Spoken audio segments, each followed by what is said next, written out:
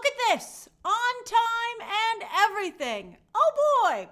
We have a very good stream today. I really like the stories that we have to discuss, particularly the first two.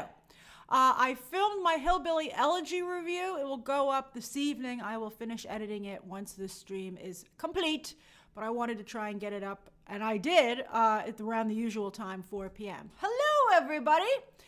As usual, at the end of the stream, you can ask me anything you'd like for the final 10 minutes, and anyone who joins during the stream will, of course, get a special shout out. Everyone is welcome. If you can't become a member, I totally understand. You're more than welcome to listen in.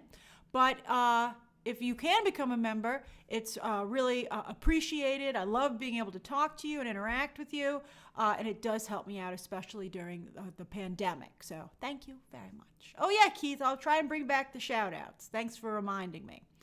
All right, so let's get to the... hey, our hallucinations. Derry and I, of course, still do trailer reactions, but I can't react to every single trailer that comes out. I just have so many videos to put up, as you can see. So I react to trailers that I feel are a big deal. I don't react to the smaller ones that aren't as popular or as important. I just reacted to the Miles Morales trailer yesterday. Thank you for understanding, Derry, and that's very sweet of you. All right, yes, Jeff, I'm so glad to have the live streams back as well. All right, so let's get right into it. All right. Boop. Story number one. Chris Pratt is back. He has a new movie that just got put through at Universal.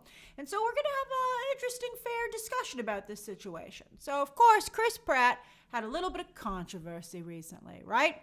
But as I said, when it happened, the box office will decide. We live in a time right now where people can't have a reasonable conversation about what's happening. And you can't deny the fact that Chris Pratt has made a number of enemies with audiences, but some people also support him. So the question is, will they buy a movie ticket to support him? That's the only thing that truly matters. The country was really divided on election day. You had like 74 million for Biden, but 70 million for Trump. Hey, Christian Candelaria, thank you for joining. So that's a lot of people who could, might be interested in paying for a Chris Pratt movie. And, if the movie, as I told you, if the movie looks really good, maybe some people who have problems with Chris Pratt might say, you know what, but I'll go see his movie. I just talked about this with Mel Gibson yesterday with Fat Man. We're having this conversation more and more, and I think it sucks. Can you separate an individual from their work? And people have to make that personal decision for themselves with each project. So Chris Pratt, also Universal is very invested in Chris Pratt. He is the star of their Jurassic World franchise. So just like Warner Brothers is working very hard to give Jason Momoa a lot of work to build up his reputation, Universal wants to do the same for Chris Pratt. Paramount has the Tomorrow War coming up with him.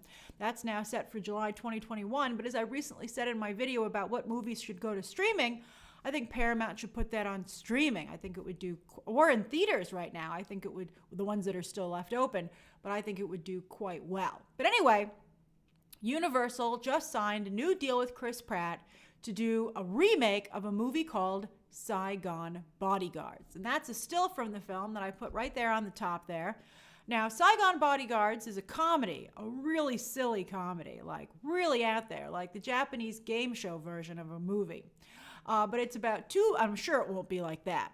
So basically, Karsten says, I literally don't know what Chris Pratt did. Well, just to sum it up, Chris Pratt, unfortunately, belongs to a church that believes in gay conversion therapy. Chris Pratt, to be fair, has said that he does not agree with them on that issue, but yet refuses to leave the church. I gotta tell you, there are a lot of churches in the world. I honestly feel that all of Chris Pratt's problems would be solved if he would just join a different church. That's all he has to do.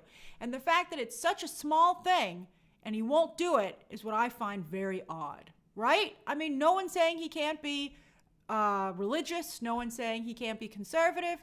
No one has any problems with those issues. It all really boils down to the church. Keith says it's really hard to find a good church.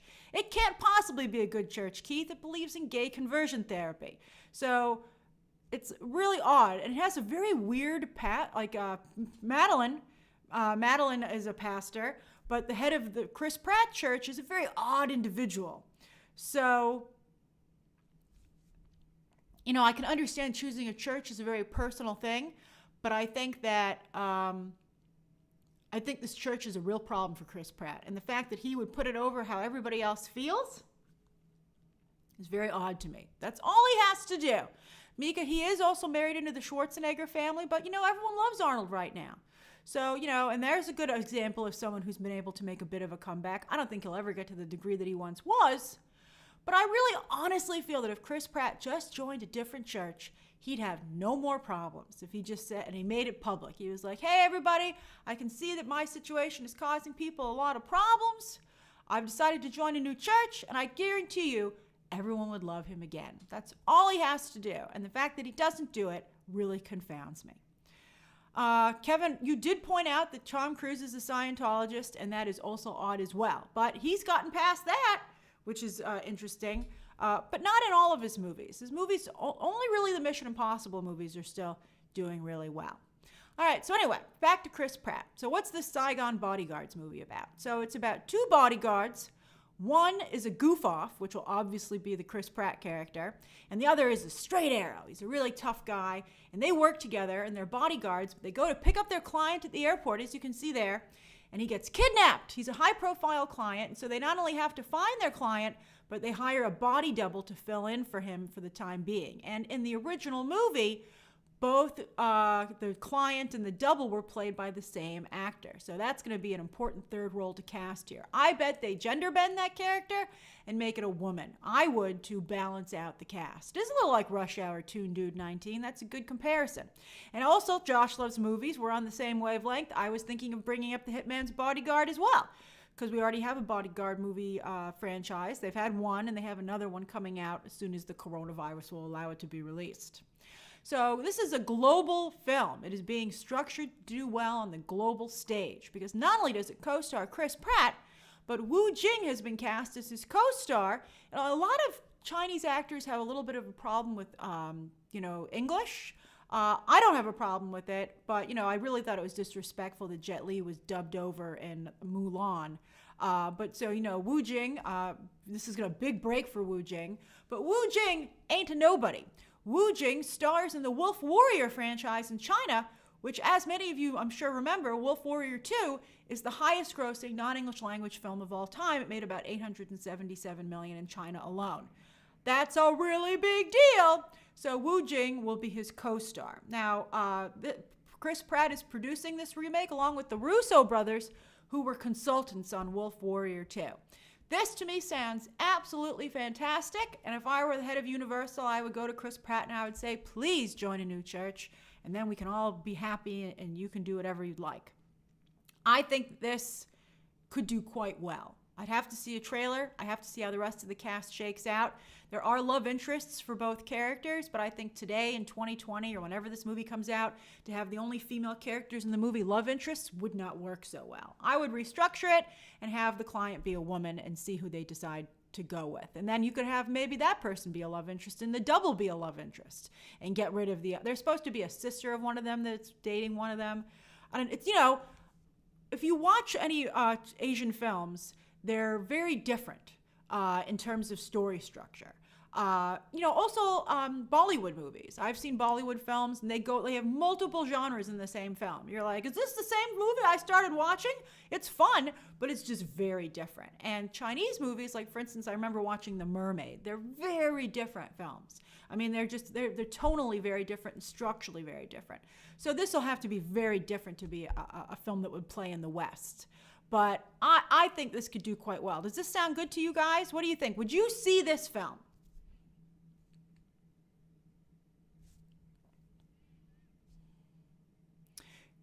Fellow Grace Marie, I agree with you. It would be wonderful if they represented both cultures. I would love for it to take place in Asia, in fact, and just have Chris Pratt be a transplant.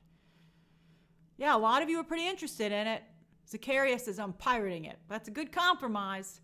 Taino, The Mermaid was medium. It was very much a product of its culture, and so it didn't quite click with me, but I did enjoy it. I see a pretty good number of people who are interested in it. So yeah, I think this sounds very good to me. I think it sounds like it has tremendous potential. And I do enjoy Chris Pratt. I do think he's very talented. I think he's funny. I think he's a good dramatic actor. And I really like him in the Jurassic movies. I think he does a great job. So I just feel that if he would, just for the love of God, join a different church, we'd all be able to get over this. All right, so that's the first story of the day. And I certainly don't want to tell anybody how to worship, but, I think he should try and have some compassion for people, other people. All right. That's right. Boop. Boop, baby. All right. So, as if Rebecca wasn't enough, Netflix is going to remake another Alfred Hitchcock movie. This time, Strangers on a Train. And they're not even admitting that it's a remake of the Alfred Hitchcock film. They call it Strangers, and they say it's Hitchcockian. And I'm like, wait a minute. And then I read the synopsis, and I was like, it's Strangers on a Train. I couldn't believe it. So what is it? So it's Strangers on a Train, and it's going to be set in high school, and it's going to star Camila Mendes from Riverdale. But I think the bigger thing that people will be excited about, although Riverdale does have its fans, is Maya Hawke, the daughter of Uma Thurman and Ethan Hawke, who made such a great breakout in Stranger Things and who's continuing with that series. Well, Netflix is getting into the Maya Hawke business, and she's going to co-star here. So the setup is it's two teen girls, one an alpha and one a beta at school, and they decide to switch bullies and take care of each other's bullies. It's exactly Strangers on a Train, where two people have problem people in their lives and decide to switch murders. That's a very, very good film. I highly recommend you watch it. It's one of the best examples of the rule of three if you're interested in filmmaking. The rule of three is where you show something, you either show it or mention it to the audience 3 times to really get them to make sure they remember it. And this movie utilizes that quite well. So I highly recommend that film. Just like I told you to watch Rebecca, the original, you should watch Strangers on a Train. They're saying this is going to be a dark comedy. Strangers on a Train has comedic moments like all Alfred Hitchcock films, but it's not a comedy. So I'll be curious to see what they come up with. They could maybe it could maybe be Strangers on a Train meets Easy A, the Emma Stone movie, which is doing so well on Netflix right now. And come to think of it, that might have inspired Netflix to pick this up, because they're like, you know what? Everyone's watching Easy A. Rebecca did pretty well for us. Let's see if we can maybe have a winner here. And I think they potentially might. I wish it had a better director. Did anyone here watch Someone Great on Netflix last year? Jennifer Caton Robinson, that's her breakout movie as a director-writer, and she's going to be doing this. So did anyone watch that, Someone Great, on Netflix in 2019?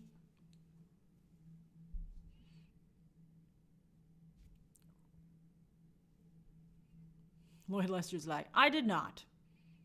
Yeah, I didn't even hear of it until this article. I'm looking for a yes. Anybody? Oh, yes, Darian, did you really? Darian, how was it?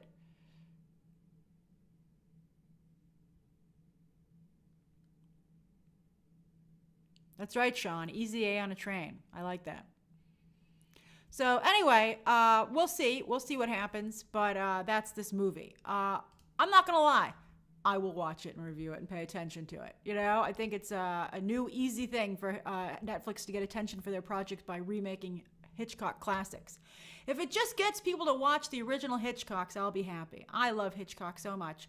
Probably my favorite filmmaker. I'm such a fan of Hitchcock's films, even the smaller movies.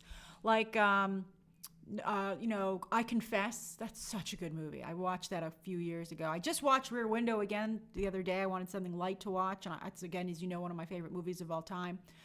The Trouble with Charlie. That's just such an amazing film. Foreign Correspondent is Nostalgia Revisited. That's a perfect name to bring that up. What's everyone's favorite Hitchcock film? Oh, Jeremiah just watched Psycho for the first time. Well, Michael, Rear Window, I wanted a beautiful, sumptuous film that I didn't have to review. Watching a movie for work is tough. It's work. North by Northwest, Dancing Dog 60, that's the one Hitchcock film I don't like, although it is beautiful. I love the scenes at the plaza. Hey, Rudy. A lot of The Birds. I thought The Birds John Mulaney sketch the other day was pretty funny. Vertigo. I actually don't like Vertigo either. Those are the two films I don't like. You know, The Man Who Knew Too Much. I watched that also during quarantine. I thought it was fabulous. Suspicion is very good. Let's see here. The Lady Vanishes. That's an oldie but a goodie. Yeah, I really don't like Vertigo. I really liked Jimmy Stewart when I was growing up. I had a bit of a crush on Jimmy Stewart, and then I saw him faint. Not only faint at the beginning of Vertigo, but Barbara Del Geddes caught him and was able to hold him up, and that kind of ruined it for me. So I'll always kind of have a problem with Vertigo for that reason. Ruined my Jimmy Stewart crush. Dial M for Murder is a great movie. Do you know that Ray Milland and Grace Kelly had a torrid affair? But everyone liked his wife in Hollywood, and they were like, "You're being so mean to Ray Milland. You're being so mean to your wife." And so he was like, sorry, Grace Kelly. Everybody wants me to go back to my wife. Grace Kelly unfortunately did get around, Patrick. It's unfortunate. She never should have quit to be a princess. It did not work out for her. Keith, I just mentioned the Birds SNL sketch. I thought it was hilarious. Oh, yeah, it's funny, Miss Bubbles. That's right. She was Ellie Ewing on Dallas. Hey, Damon. All right, so let's go to the third story of the day, and then you can ask me anything that you would like. All right. Boop. Third story. So Regal was like, we're closing. Cinemark and Regal were like, we're closing. See you, Hollywood. You suck. But we're going to leave our California and New York theaters open. It's actually it's not Los Angeles, because Los Angeles theaters are closed, but they have a lot of Los Angeles theater adjacent. That's right, Keith. The Birds at the Glass Cutter was hilarious. I agree. That really made me laugh. But anyway, a lot of theaters around Los Angeles County were able to open, and people could easily drive there. Because in LA, everyone has a car. That's not the situation so much with New York City. Although someone was like, Grace, you're such a Manhattanite. Who in any part of New York City has a car? I thought that was such a crazy thing to say. I mean, I'm sure some people do, but it's not the norm. Why would you have a car? It's so expensive to park it. All right, so anyway. So Regal left a couple of theaters open in New York and California. But now the Disney on Friday closed, moved all of their Fox movies out of 2020.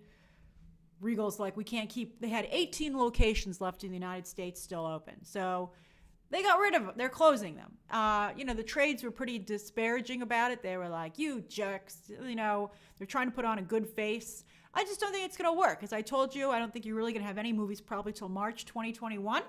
So I think that all movie theaters will probably unfortunately close. Let's see, I really think the test is going to be if Freaky on this weekend, Freaky and then the upcoming Croods, if they can get a bigger than $4 million opening weekend. If they can't, there's no point in keeping these theaters open until there's like really going to be a genuine number of, you guys were so great on Movie Math. A number of you liked the way I said Freaky and the Croods, and you were like, that's the name of a great band. And I thought that was a hilarious comment. It does sound like a great band, Freaky and the Croods. I love it. Someone should start that.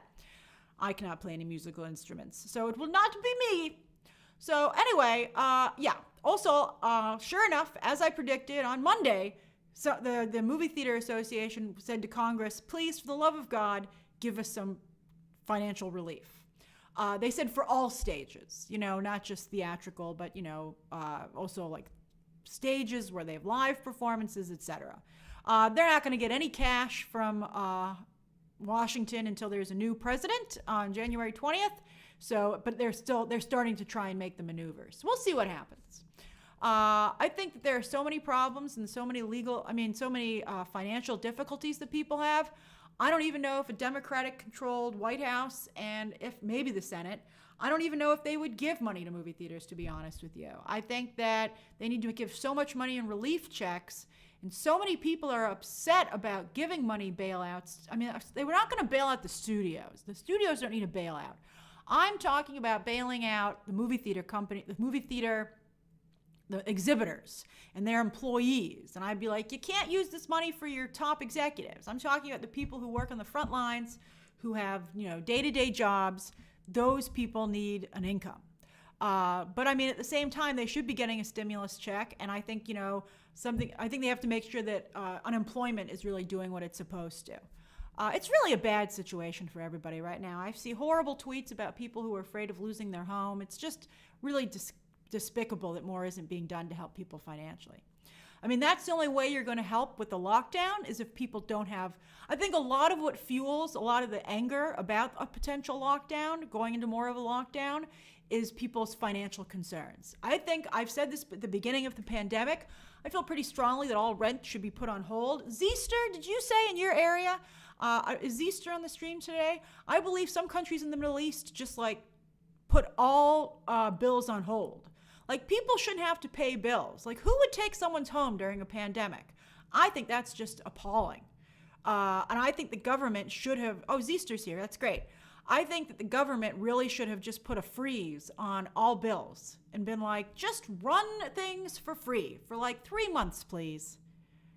That's what I would request. And so people wouldn't have expenses like that. I mean, people stop having money come in, but they don't stop having bills come in. And that's what's creating not only a lot of hate and anger, but it's what's keeping people from being willing to participate in a lockdown. If people were guaranteed that they could just stay home for 3 months and they wouldn't have any financial stress, I think a lot more people would be okay with it. And so, you know, I hope that we can just kind of press restart on how we deal with this pandemic on January 20th and do a lot of the things that we should have done. Youngie, is the UK government really paying 2/3 of people's salary? That's wonderful. Hey, James. I did see that one of the problems with rent is that, oh, Christian, that's a very sweet thing to say. A lot of the problems with rent is that the reason that nobody wants to stop rent is because they tax that. And so the local governments don't want to lose the money they would get off of the rent taxes. But they just should have frozen everything. I just would have frozen everything for like what? Everybody wanted to go inside for like, I don't know, let's make it a month, right? And then you would know by then if you had coronavirus because it takes 14 days to show up. So I'd be like, everybody go inside for a month. We're just going to freeze everything and you have no money coming in, but you have no expenses. So, I mean, Darian says 2 to 3 months. So, okay, 2 months. I think 3 is maybe pushing it a little bit, but that's what I would have done. Zeester says, yeah, they stopped bills for a while. However, now that people are back to work, as the coronavirus thing is better, the bills are back. Well, yeah, they can't be gone forever. Just forget to reinstate bills. But I'm so glad, Zeester, that your coronavirus situation in your country is improving. And then Desert Knight says, in the United Arab Emirates, banks delayed payments for loans, etc. for a few months. Isn't that wonderful? You know, I got to tell you, there are some religious zealots that have been shown in dealing with the American situation. Sorry, here's a unicorn. I got to say it. So there are a couple people who are like really, really like very super, and like I have no problem with religion, but you know, I'll just say, okay, it was some people praying in front of a polling center for the outcome that they would like. And I felt that that didn't look any different than things you see with people who are very strong in religion in the Middle East. And so I thought it was so unfair that people categorized the Middle East as, you know, not as progressive as the West, when everybody has the same problem across the whole world, that there are people who are having a rough time, and so they turn to religion for emotional support. And that's what I think you have to say about it as well. I think you shouldn't be dismissive of those people. I think you have to understand why they've turned to religion as strongly as they have. So I felt like no one should ever criticize the Middle East again for having people who have really turned to religion, because it's the same damn situation. We're just all having it. And so I don't think America would want to just be totally categorized by that visual. And also look at the sophisticated things that the Middle East has done to handle the coronavirus. So I think, you know, I think we're all more alike than we are willing to admit. And I wish we would admit it, because then we'd all get along better. So I find this stuff fascinating. I'm glad you guys, for the most part, agree with me. That's excellent. All right, so on that note, it's time for you to be able to ask me anything you want. It's 4:26. You can ask me anything you want until 4:36. I really just want us all to get along. And I say a prayer every night, by the way, just so you know. I say a prayer every night. It's one I made up myself. I celebrate Christmas, and I do believe in God. So I, just want you to know that I'm very respectful of people who believe in religion. Whew! Why do I do it? Why do I talk about these things? All right. Keith, there should be a stream tomorrow. Yes, but it's going to be earlier than 4 o'clock or later. It depends on what time.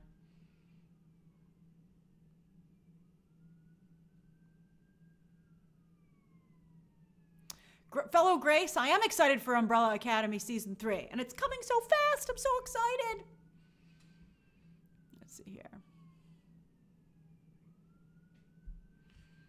1 second. Let me check one thing.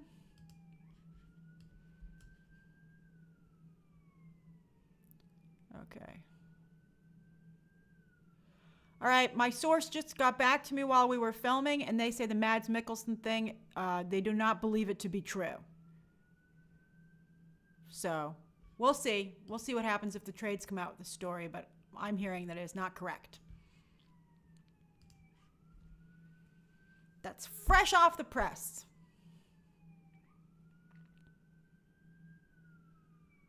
JJ Studios says, do you like Harry Potter? I do like Harry Potter. I never really got into the movies because the movies, you know, I would always talk to people about that, and I'd be like, I don't get why you guys like this so much. And they'd be like, it's the world building, Grace, and also we read the book, so we understand a lot of what's going on here that the movie doesn't explain. And I was like, got it. And I do enjoy the world of Harry Potter. Whenever I go to Universal, although it's so hard for me to leave Disney World. It's like once I'm on the Disney World property, I'm like, I'm not leaving here. But I do, when I do go to Universal, I do feel that it's beautiful there. Harry Potter stuff's particularly well done. Mikey Bray, my Crown review was supposed to go up today, but I'm trying really hard to stay on schedule here. I'm hoping for tomorrow. It's fabulous, but very feminist. I hope people aren't jerks about it. Oh, Wesley, you went on Rise of the Resistance last week. I'm so jealous. I'm so glad you had a good time. God damn it. I have a relative who's been on it, and she likes to lord it over me every time we talk. She's like, I've been to Galaxy's Edge, and you have not. And she's not even a Star Wars fan. And I was like, I know. I was supposed to go last time I was in Los Angeles, but the pandemic hit, and so I couldn't go to Disneyland. And so I'm very sad about it. Oh, Will, I'm glad you enjoyed Blood of Zeus.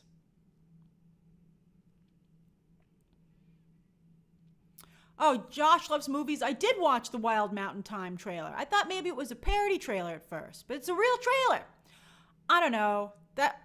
Go watch The Quiet One with John Wayne and Maureen O'Hara. That has one of the sexiest kisses in it I've ever seen.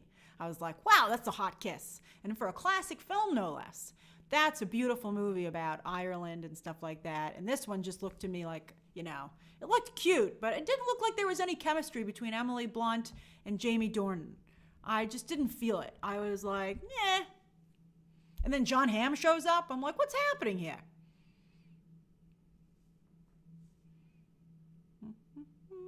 Two of you asked me about Harley and the Snyder Cut, Ty and Keith.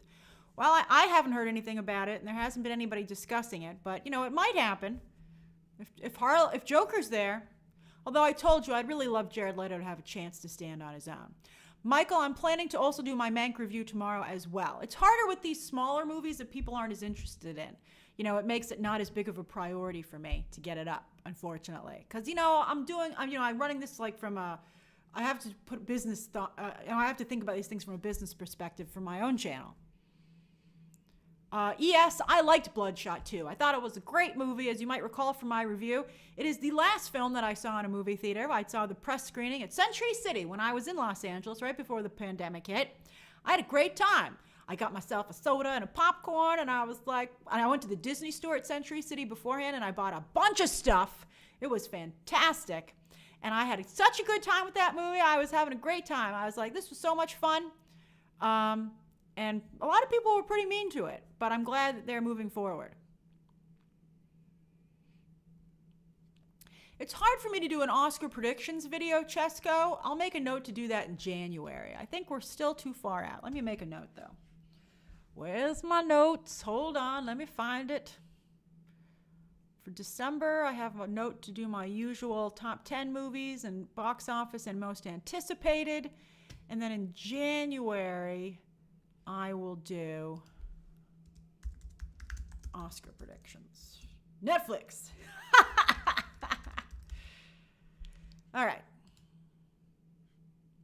C.J. Parker, I loved Over the Moon. I thought it was a Disney meets DreamWorks movie.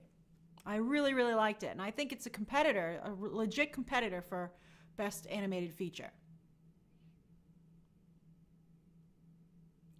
Aaliyah, yes, Nomadland has a lot of heat. I'm not really feeling it, but I haven't seen the movie, to be fair. I think Frances McDormand poops in a bucket. So, I mean, I think it really depends on how you feel about that kind of stuff. I haven't seen it. Maybe it's magical. Excuse me. Let's see here. I have seen Hillbilly Elegy, Alan, and my review will go up today. I filmed it. I just have to edit it. Darian, I've not only seen Hubie Halloween, but I did a watch along for it. You may watch Hubie Halloween with me if you'd like. Pastor Madeline, New York City, I don't know. It's like not that many people, but it's not quite the holidays just yet. They are going to put up, I heard they are putting up the Rockefeller Center Christmas tree, but they're not doing a ceremony, at least not one that people would watch live. Let's see. I don't know who would spend money to come to New York right now. They're not even doing Santa at Macy's this year because how can Santa talk to you if there's coronavirus? So why would you come here if you couldn't do those things? The restaurants aren't allowed to have you inside, really.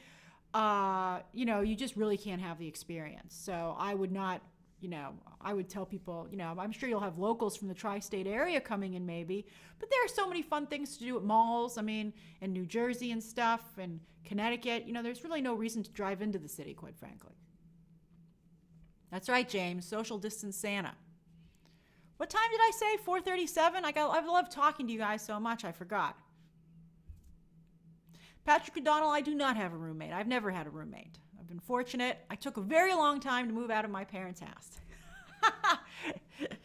They were very nice to me. My parents always said that I just had to show some progress, and they would continue to support me. And that was very kind of them.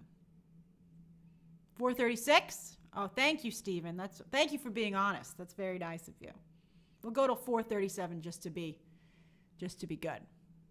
I've had roommates like at camp and stuff and going away for school trips when I was a child. Although I went to school in New York City, so I didn't go away to school, so I never had that experience.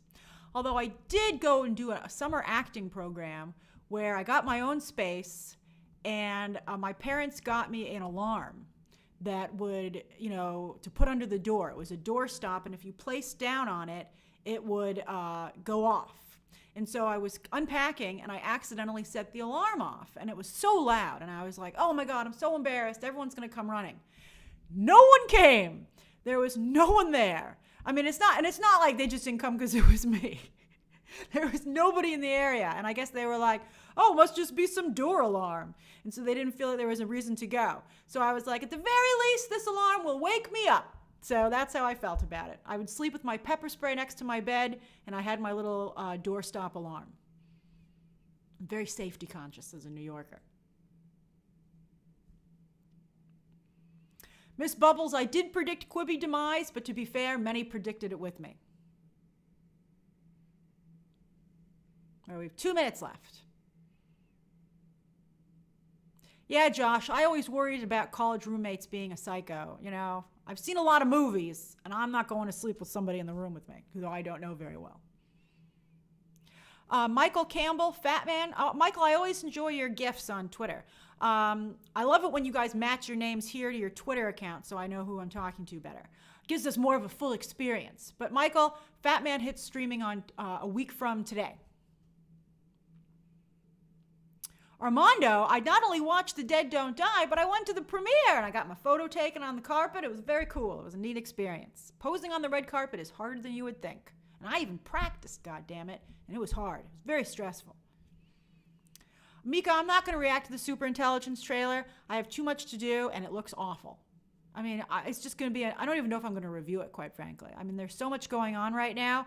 And again, I have to make tough decisions as to what people are interested in. Does anybody here want a review of Superintelligence? I mean, it would basically just be me telling Melissa McCarthy, for the love of God, to stop making movies with her husband.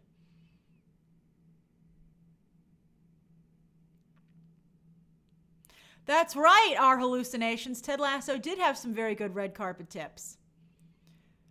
Yeah, no, none of you are. Well, I see a few yeses. If I don't review it, but if I don't even know if I'm going to watch it, to be honest with you. It's coming out for Thanksgiving. There's so much stuff coming out for Thanksgiving. Like, it's going to be really busy. Although the Toon Dudes 19 said that they might watch it on Thanksgiving. But if I don't review it, I will tweet about it. Yeah, I hope Melissa McCarthy does a good job as Ursula. She says she has tremendous respect for the film, so that makes me feel better. Oh, it's 4:37. All right, let's do some shout-outs. Don't ask me any more questions because I won't answer them. But you may ask, but just tell me what your name is and what you're up to and where you are, and I do a little bit of shout-outs. Oh, Matt Damrich was ready. It's laundry day and enjoying some tacos. I love it.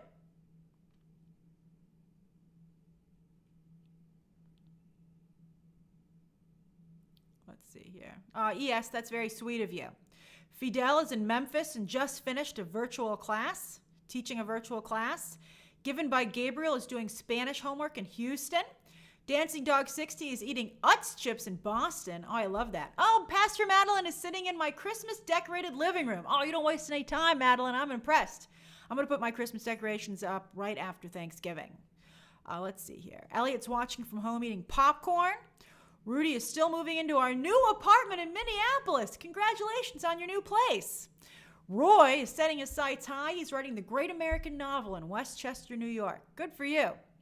Matt Fallon says, in between classes in Bergen County. Oh, you're right near me. Be careful. But I love Bergen County. I love the Riverside Square Mall. Let's see here. Carlos Munoz is eating spaghetti, complete with emoji. That's a darn good spaghetti emoji, boy. Wow. Let's see here. Geeky Gator says, I'm still stuck on campus with 500 cases here. Oh, be careful. Wear a mask. You know, you can buy a pretty darn good face shield on Amazon. They're pretty cheap, too. If you're going to be indoors a lot, I would get that to wear with a mask. It's not instead of a mask. You wear a face shield with the mask. Ricky Rick says, now that I'm going to pick up my iPhone 12 Pro Max. Oh, and you're very happy about it. I love it. Armando is heading to see the dermatologist. Excellent. Benz is getting ready to go to sleep in Hungary. I love seeing you guys all across the globe. On that note, Desert Night says it's in Dubai. It's 1:38 a.m. and doing cardio on an outdoor track. Oh, be careful, Desert Night, but I'm sure there's security. But that sounds really picturesque and beautiful. Oh, Madeline, you have a new house. I didn't remember that. That's fantastic. Oh, that's great. Let's see here. Daniel Montalvo says, I had to get a COVID test yesterday for the second time. It was not a fun experience, but I'm glad you're taking care of yourself and being responsible. Zeester says, ran out of food, so I'm making a soft-boiled egg for dinner. I've been there, Zeester. Let's see here. Given by Gabriel says he would like to get an iPhone 12. ES says in Saudi Arabia, it's 12:39, and he's watching, or she is watching Harry Potter 2. That's fantastic. Tabitha says, been playing a computer game and waiting for Sloppy Joe's for dinner. Oh, that sounds great. Oh, Bartek, I'm so glad you enjoy these streams. Our Hallucinations is in Holland getting ready for bed. I love it. Michael Campbell is just about to sit down and watch Inception. And Jeremiah Riviera is thinking about what to eat for dinner in New Jersey. Oh, you guys are the best. I love talking to you every day. All right, so I'll see you tomorrow at around 4 o'clock. I'll keep you updated as to what time the stream will be. It'll either be earlier than 4 or after 4. I have something going on at 4:30 that I'm trying to figure out how to... If there isn't a breaking story, it'll be earlier. But if there is, it'll have to be later. All right.